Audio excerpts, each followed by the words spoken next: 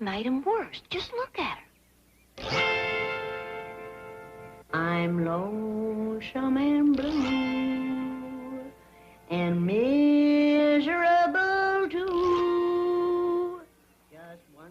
She looks sadder than a hog in a dried-up mud hole. Maybe help's on the way. What you mean? Lester Flatt and Earl Scruggs is supposed to be coming to town. Well, let's tell Granny. Well, that'll cheer her right up. Oh, wait, I gotta hear from them first. It ain't just for certain he's coming. I sure hope they do. Well, she's even got my critters all gloomed up. Can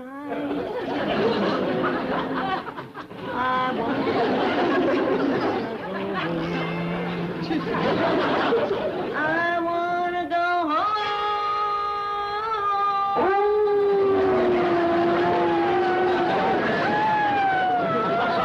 Yeah, they's taking it pretty near as hard as Jethro. Where's he? He's in the kitchen trying to womp up some victuals. 2 days without Granny's cooking has got that poor boy climbing the walls. No more to roam, where friends is so dear, and the air is so clear. Don't wanna stay here. I wanna go home.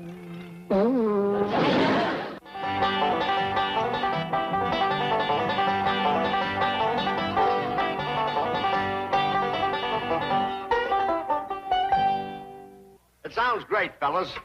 You want me to put that call through to the Clampetts now? Yeah, we're about through rehearsing. Okay. You know, Lester, if we hurry, we might get up there in time for some of Granny's biscuits and red-eyed gravy. Yeah. Come to think of it, Earl, I've had enough rehearsal. Me too, Lester. Me too.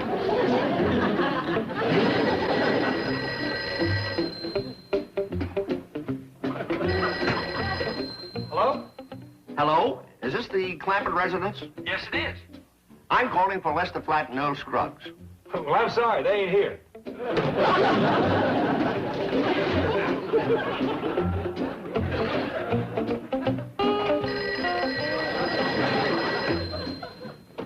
Hello? This is the stage manager at the Oak Room. Yes, sir? Lester Flatt and Earl Scruggs are here. Oh, I'm glad to know that. There was a fellow looking for him. Thank you.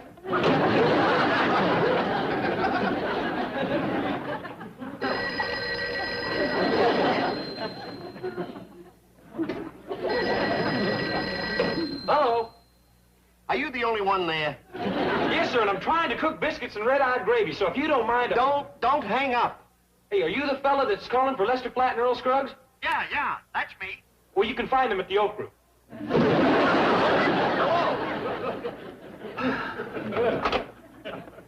I'm sorry, fellas. I keep calling the Clampetts and some goof keeps answering. Jethro. He must be the cook. Jethro? Well, he said he was making biscuits and red-eye gravy. Come to think of it, Earl, I could use some more rehearsal. Me too, Lester. Me too.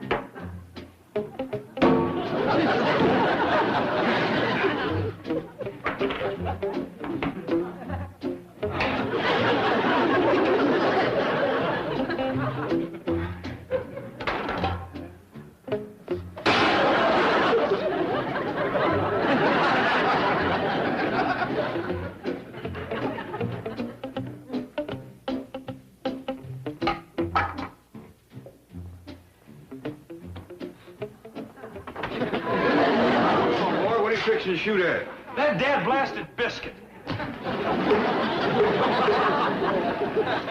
Take it easy, Jethro. Uncle Jed, if I don't get me some home-cooked victuals, I'm gonna drop down dead right here in front of your eyes. That Clampett speaking. Oh, howdy, Miss Jane. Ask her, can she cook? I heard that. Yeah, Jethro, I can cook it. I'll be right over and prove it. Well, yeah, maybe it would be best if you just come on over. Hot dog! Hey, Miss Jane, this is Jethro. Please, hurry, quick. I need you desperate. Bye. He needs me. At last, the dear boy realizes we were meant for one another.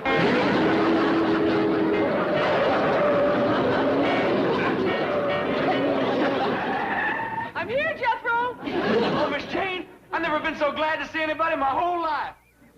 Jethro, you impetuous Romeo, put me down. This is all so sudden. No, it ain't.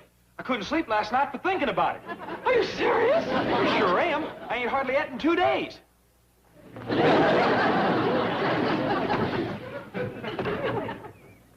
I feel like Guinevere. Do you feel like Lancelot? I don't know what that is. Lancelot and Guinevere, they're like Tristan and Isolde, Heloise and Abelard. I'm sure they're real good, but let's start with biscuits and red-eyed gravy.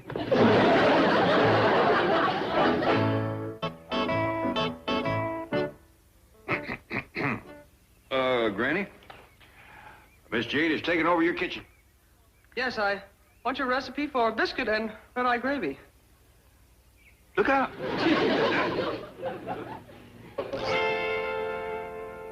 I'm lonesome and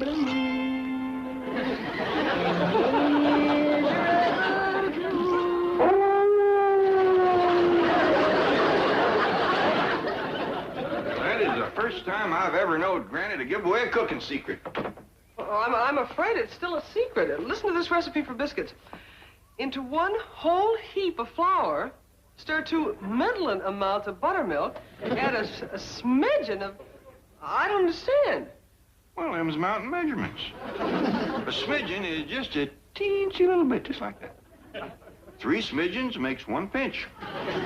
4 pinches equals 1 little bit. 4 little bits equals 1 middling amount.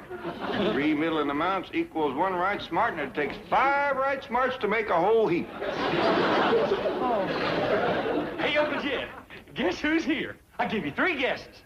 Lester Flatt and Earl Scruggs. How'd you get it so quick? Oh, I kind of got the hint from them 2 fellas standing behind you. How are you, boys?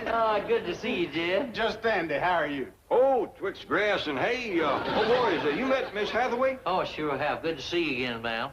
Howdy, Miss Hathaway. How do you do? Miss Jane, if you ain't never heard Lester and Earl, you got a real treat coming.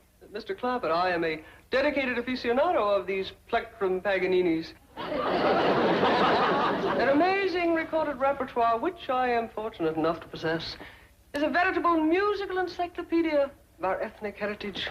I never cease to marvel at the coruscating polyphonic textures produced by their artistry and virtuosity. Like I say, if you ain't ever heard of 'em, you got a real treat coming. Yes.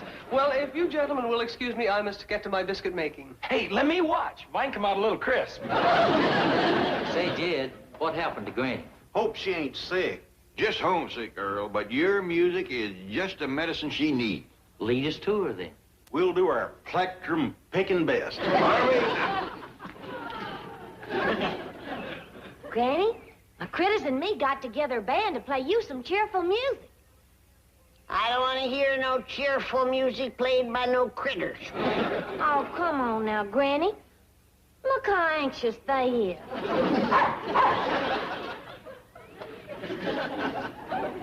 See? They're all ready to commence playing. I didn't mean to commence playing now.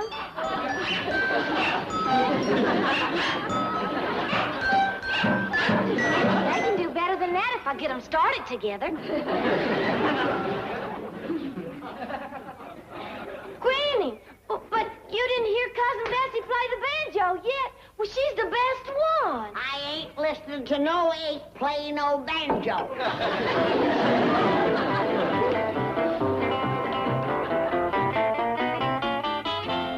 You ready, boy?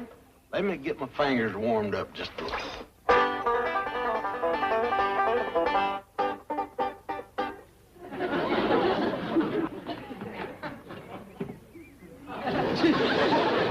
When you learn to play a whole number, come back.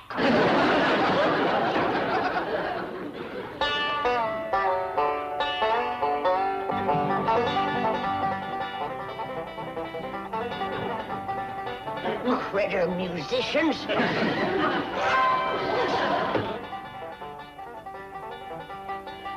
Hairy little show-offs.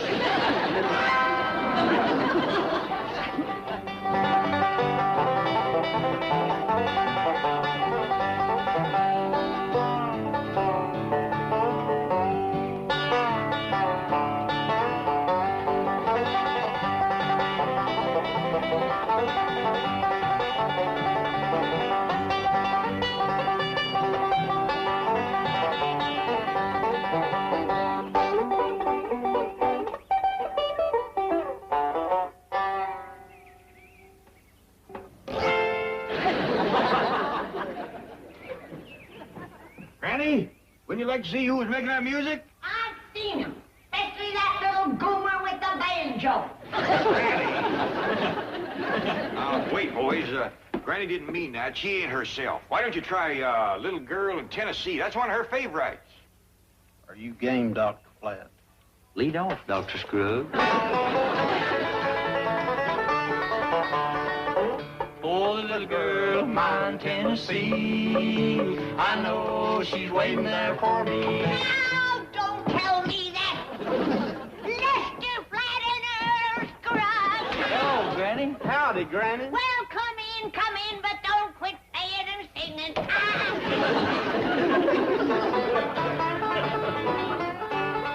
Lead off.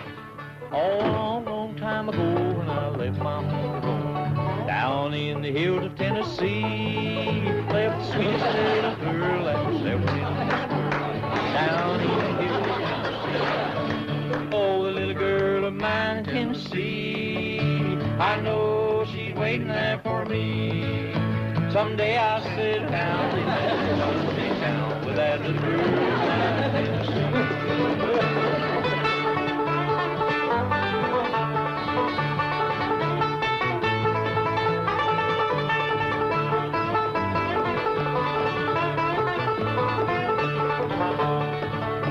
She begged me not to go. You'll be sorry, dear, I know, for the way that you are treating me. So I rambled all around, and nothing could be found to take the place of her in Tennessee. Oh, the little girl of mine in Tennessee, I know she's waiting there for me. Someday I'll sit down in that little country town with that little girl of mine in Tennessee.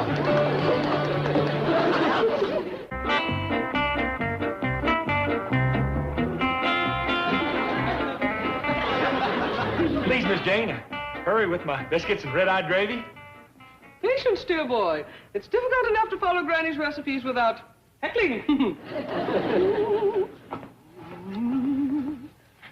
Miss Jane, I never seen nothing so pretty in all my life. It smells so good, too. Now, Jethro, you must learn to control your emotions when I'm busy at the stove. See, I shall be cooking for you all the time.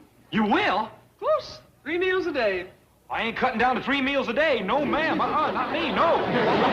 Well, the way to a man's heart. Oh, the biscuits are ready. I'll get them.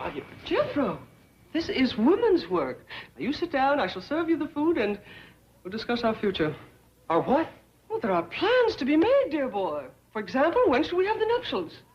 Well, let's have them with the biscuits and red-eyed gravy. She'll be coming round now when she comes.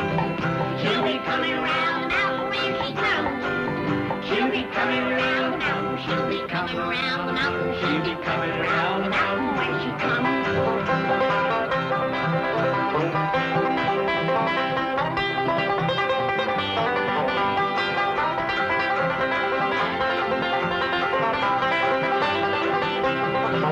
We'll be having red-eyed gravy when she comes. Lord, Lord. We'll be having red-eyed gravy when she comes. Yes, ma'am. We'll be having red-eyed gravy. We'll be having red-eyed gravy. We'll be having red-eyed gravy when she comes.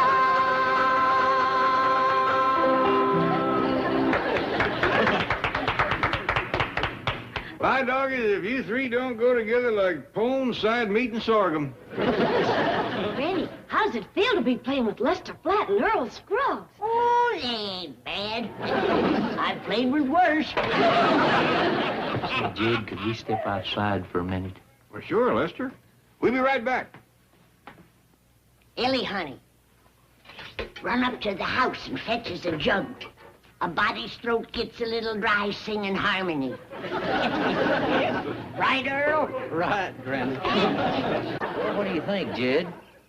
I got to admit, I never seen Granny happier than when she was singing and playing with you and Earl.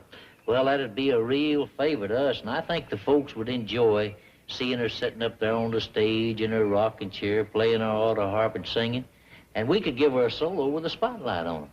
Lester, I reckon that'd be just about the high spot of her life. Well, let's ask her then. Well, we got one problem, named of Jethro. If Granny goes off traveling with you and Earl, that boy's gonna hungry up and skinny to death. Well, ain't Miss Hathaway cooking for him? Forgot about that. Hey, things might work out just fine. Oh, I'm a failure. I'm a failure. My biscuits are terrible. Please don't cry, Miss Jane. Your biscuits are better than mine. Leastwise, they softer.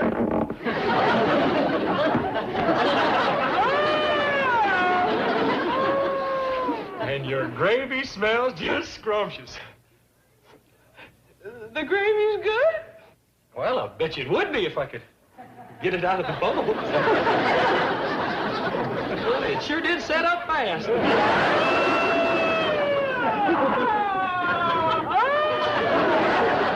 Jethro, you gotta drive me to town right away. Well, yes, ma'am. But first, you gotta fix me some biscuits and red-eyed gravy. I ain't got time for that. I'm going on the stage. To where? I'm going on the show business stage with Lester and Earl.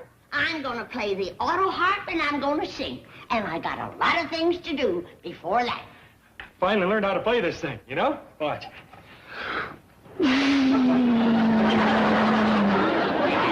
Now go fetch the truck. Well, I'm too weak to drive. Blowing one note on that thing's made me dizzy. I'll drive you, Granny. That's one talent I do have. Fine, come on. Where's Granny going? She's going into town. Now I ain't got nobody to make me biscuits and red-eyed gravy. Now, calm down, boy. Jethro, you happen to be looking at one of the finest biscuit bakers in the state of Tennessee. You? No, Earl here. What's the matter with these?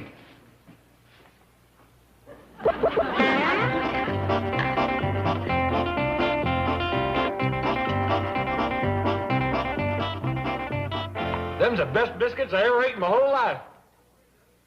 How many you put away, boy? Oh, it's about a dozen, wasn't it, Earl? Only 11. But there was extra big pans. Sure do think it. Oh, it's their pleasure, Jed, but I thought you said Jethro was a light eater. He is. He commences eating the minute it gets light. Gentlemen. Oh, Miss Hathaway, did you bring Granny back? No, I left her at the beauty shop. Beauty shop? She said she'd meet you later at the club. Boys, you worked a regular miracle. Granny wouldn't go near a beauty shop before this. We better be moving along, Lester. Yeah, you're all invited to the show. We'll save you a table right down front. We'll be there. Indeed we will.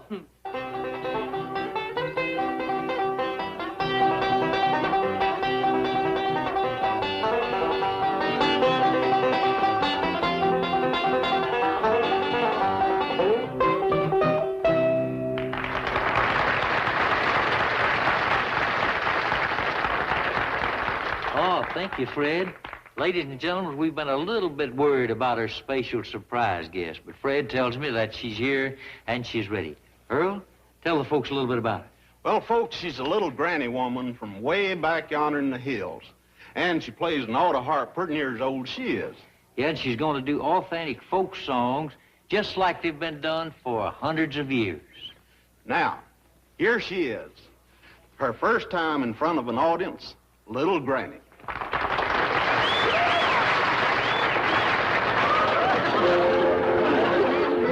Yeah, yeah, miserable too. Yeah, yeah, one thing to do. Oh, yeah, wanna go home. Home to the hills. Yeah, yeah, rocks and the reels. Yeah, yeah, folks can hide stills. Oh, yeah, wanna go home.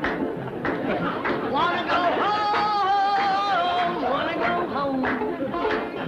Wanna go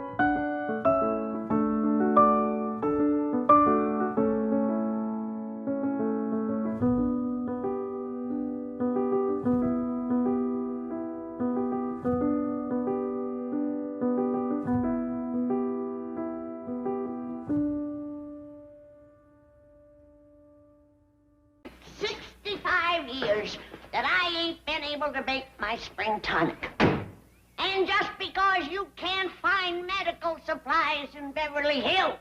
But don't blame me, Granny. I took you to every drugstore in town. Don't call them places drugstores. Granny's right, Jethro. Put the truck away. Yeah, but the sign on the front said drugstore. I don't care what it says. I say they's not drugstores. They is what-not shops.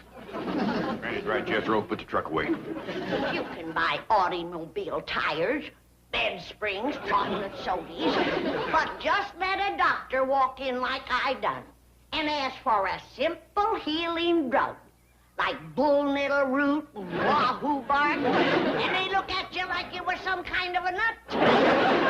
Granny's right, Jethro. Put the truck away. Well, maybe they don't sell bull nettle root or wahoo bark.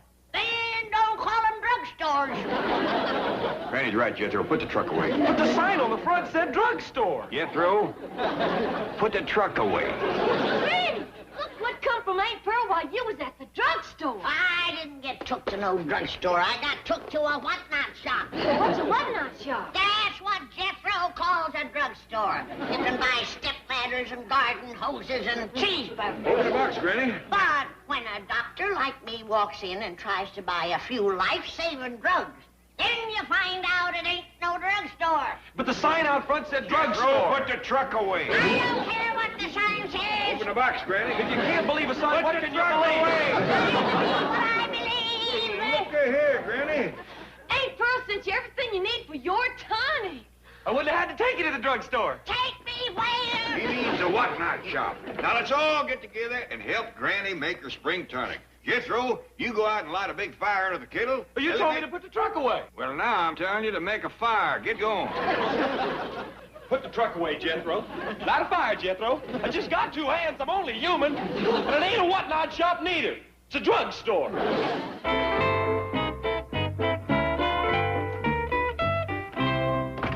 Chief, guess who is here to see you? Oh. A member of international royalty. Her ladyship, the Countess Maria de Beauchamp Constantine Smythe Breckenridge de Cordoba Halgulcher Kosobianca von Holstein. No. Yes. Well, lock the vault and tell her I'm not in. Look, I've run into these international freeloaders before. The longer the name, the shorter the bank account. But, Chief, Give me a name like Ford, Getty, Morgan, Clampett. the Countess is worth $100 million. Give me a name like Maria de Beauchamp, Constantine. Why am I being kept waiting? Oh, 1,000 pardons, your ladyship. 100 million pardons, your Imperial Highness. I'm a countess, not a queen. That is a hand, not an ear of corn. Oh, forgive me, your Royal Majesty. How may we be of service to your ladyship? Well, actually, the purpose of my visit here is to see the Clampetts again. Say, that's right. You became quite good friends of my Clampett. Just a year ago this time. Oh, yes, spring tonic time. That's what brought me back, really. You know, I was in Paris attending a party for the prince when I suddenly realized it was time for Granny to start brewing her magic elixir. So I just hopped in a jet without even stopping to change. The Clampetts will be delighted to see you. Oh, how are they? Richer than ever. I believe the Countess meant, are they happy? Are they content? I just answered that. Richer than ever. Oh, speaking of money, Mr. Drysdale, I'll be needing some. Now, would you please arrange to transfer $1 million or so from one of my Swiss accounts into your bank here? Oh, yes, your gracious Majesty. Stop nibbling on me. Now, I believe I have one of my cars in storage here, but until I can arrange for a chauffeur, I shall need transportation. Oh, my faithful and expensive secretary is yours to command. It would be my pleasure, your ladyship. Well, thank you. That's very kind of you. You know, I'm absolutely helpless without a chauffeur. Oh, speaking of chauffeurs, how is Humphrey? Who? The rather elderly gentleman who was driving you last year? Yes, after some of Granny's tonic, you married him? Oh, of course, Dad Humphrey. Oh, dear, sweet man. I lost him soon after the wedding. Oh?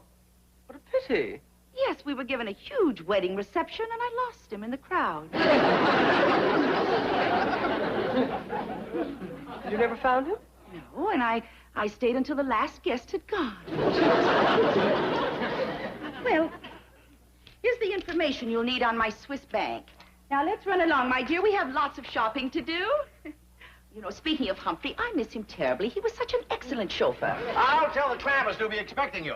Oh, yes, thank you. I do hope Mr. Clampett hasn't changed. He was so different. Such a vital, stimulating man. He still is. Richer than ever. Found a dandy bunch of bottles for you. Good. Where'd you get them? At the drugstore. Where? At the whatnot shop. That's better. Now, you and Ellie take him into the pantry and wash him out good with my lye soap. Come on, Jethro. But, Granny, these bottles is what you call sterilized. Don't you worry. My lye soap will kill anything. Granny. Wash the bottles, boy. But, Uncle Jed. Wash the bottles.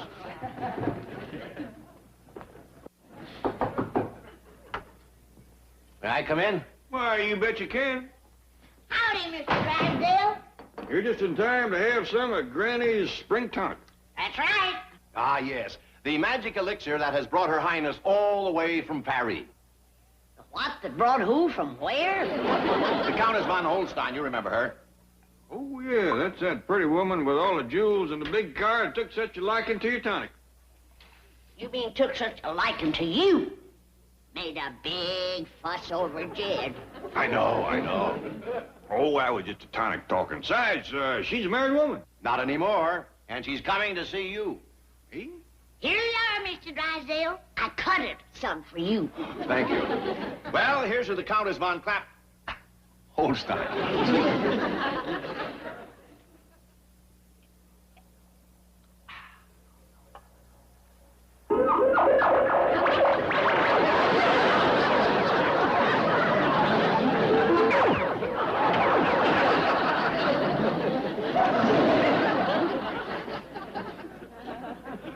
Yep, Granny, I think you got a good stout batch.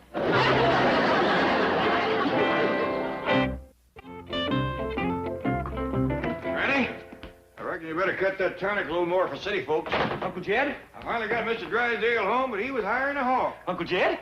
He grabbed his wife and kissed her like to scare that poor woman to death. Uncle Jed? What is it, Jethro? When you marry up with the Countess, are you going to live in a castle with a moat and a drawbridge, and a tower and a dungeon, and knights in iron suits fighting with swords and lances and rescuing damsels in distress? Hold it. Who said I was going to marry a countess? Well, Jethro, get back to your job. You know that tonic has to be bottled before the full of the moon or it'll turn on us. Granny, did you start that story? Of course not.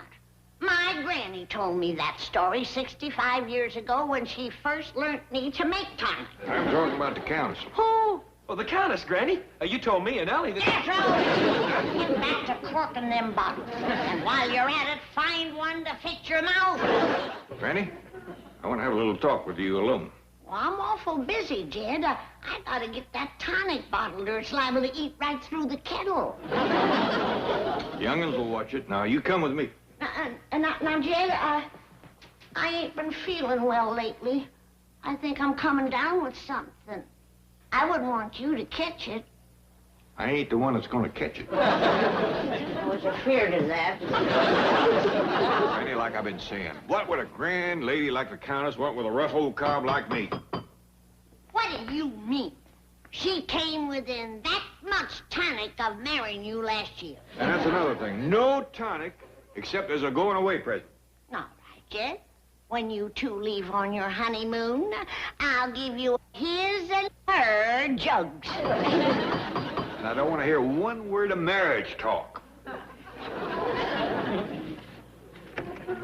Clampett, Granny, look who's here. Well, howdy there, Miss Countess, ma'am. Oh, now that's no way to greet an old friend. I didn't say nothing. Oh, Granny, how are you? I'm fine, and yourself? And how's the mister? Who? Your husband. Oh, I'm not married now. Oh, do tell. You know, the Countess flew 6,000 miles for some of your tonic. Well, I just made a new batch. Come on to the kitchen. It's a mite too raw for drinking now, Miss Countess. That tonic ain't nothing to fool with when it's green. Really? Yes, ma'am. I remember when Granny used to make it in a hollow stump. after she drawed it off. Many's the time I've seen that old stump get up and go off through the woods looking for bear.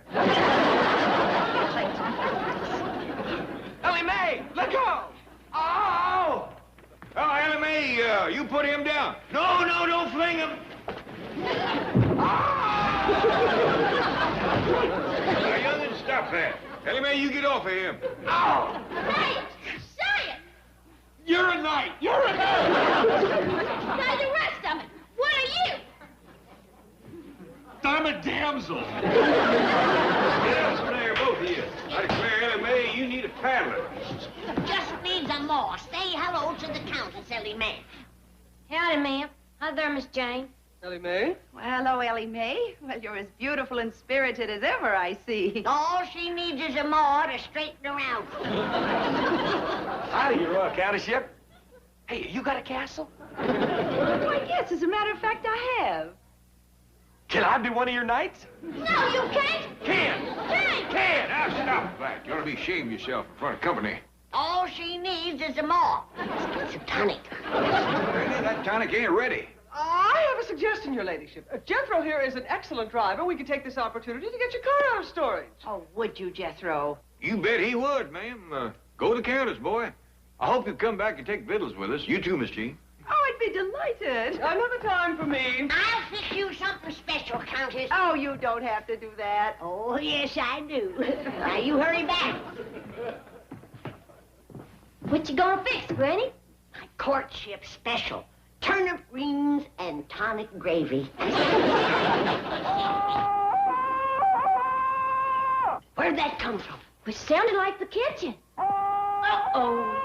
Mr. Drysdale snuck back for another snort.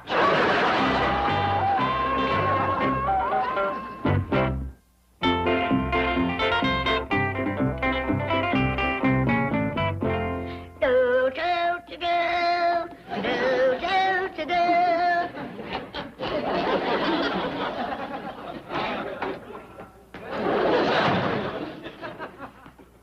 Get Mr. Drysdale home all right, Jed? Yep, but it was hard as braiding a mule's tail in fly time. I suspect he was a mite over-tonicked.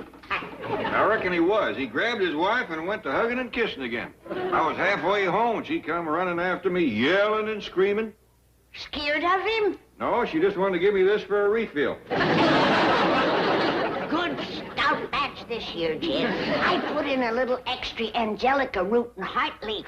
Hey, you just want to be sure the Countess don't get a hold of none. Jed, that Countess didn't fly no 6,000 miles for my gravy. I mean my time. That woman is looking for a husband. Now, you get upstairs and mow that stubble off your face and put on some decent clothes. Granny, the Countess may be looking for a husband, but it ain't me. What are you talking about? Why, the minute she caught sight of you, she commenced grinning like a fox eating yellow jackets. Forget it. How about Humphrey? He was twice your age and she married him. Only because she was tonic to the eyeball. Well, she wasn't. I don't want to hear no more about it. I know how fond you are of matchmaking, but this time you're toting water with a leaky bucket. Jed, you have heard my last words on the subject. Good. I give up. I quit. Thank you. But, just let me say this. A beautiful peach like the Countess ain't gonna hang on the tree forever. And if she gets picked, don't you come crying to me, and that's all I'm gonna say. Thank you. I tried to talk cold turkey to you, but I can see it's gonna take hot gravy. What does that mean? Never mind. Just remember what I told you. Before or after your last word?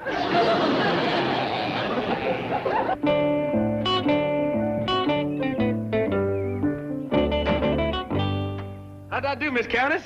Was I all right? Well, your style of driving isn't as conservative as Humphrey's, but all in all, I think you'll make an excellent chauffeur. Does that mean I can drive you around all the time you're in town? Oh, I see no reason why not, if your Uncle Jed approves. Yeehaw! Let's go tell him. Oh, restrain yourself. We will not tell your Uncle Jed. We shall ask him.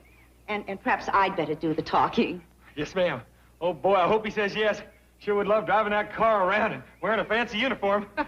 Oh, that reminds me, we'll have to get you a chauffeur's license. Hot dog! This is pretty near as good as Beeling Night. Just one more thing, Jed, and that will be my last word. Uncle Jed? Hey, Uncle Jed, the Countess has got something to ask you. Hey, come on in, Countess. She's right here. Maybe she's gonna propose to you. Oh, Mr. Clampett, I'm sure that you and Granny remember Humphrey.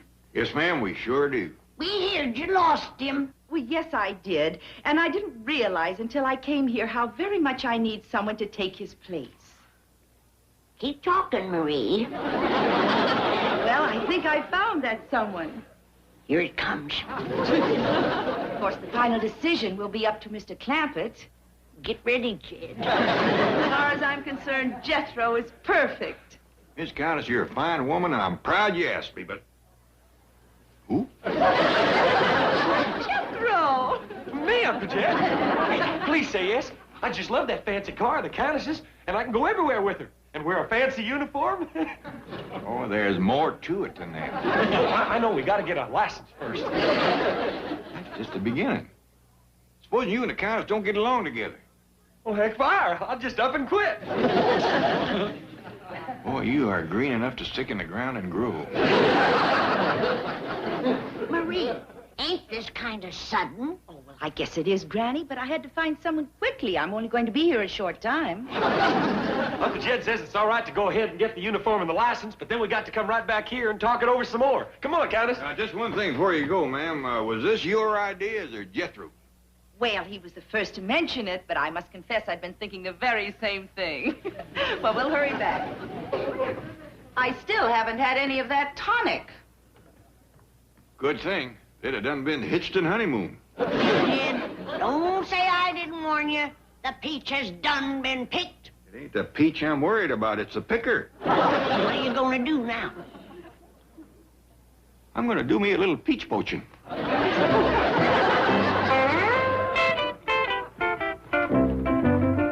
Well, now that's more like it. One look at you, Jed, and she'll leave Jethro by the side of the road. I just hope I can bring it off without hurting the boy. He's counting big on that castle and all. You can do it, Jed.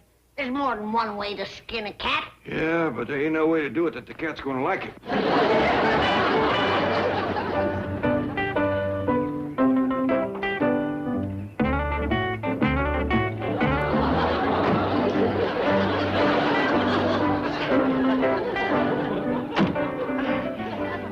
I know I promised that you could pick out your own uniform, but this is a little ostentatious. You'll like it even better when you see the hat. How's this? I must admit, it's even more ostentatious. Thank you. Let's go show Uncle Jed. Sure you don't need a little help, Jed? Oh, I reckon not, Granny. Hey, look what the Countess got for me to wear. How about this, Uncle Jed?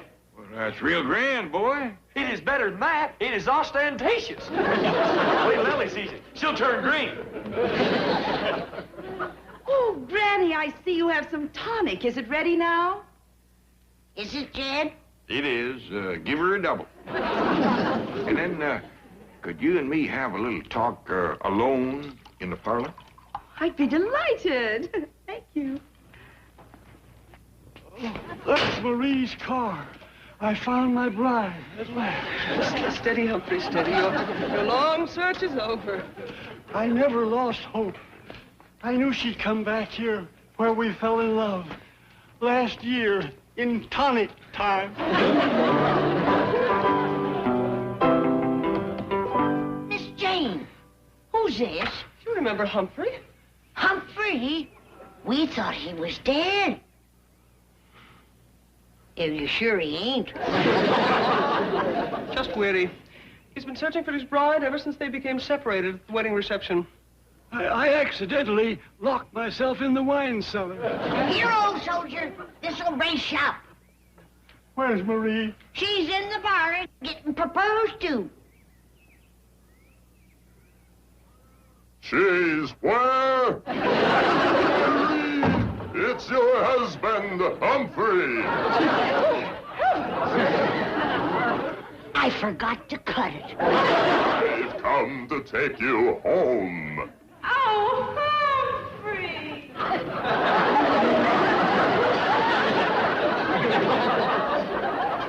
Was that really old Humphrey? No, Jed, that was the new Humphrey. I give him a double dose of uncut tonic. Goodbye, goodbye. We'll be back in tonic time.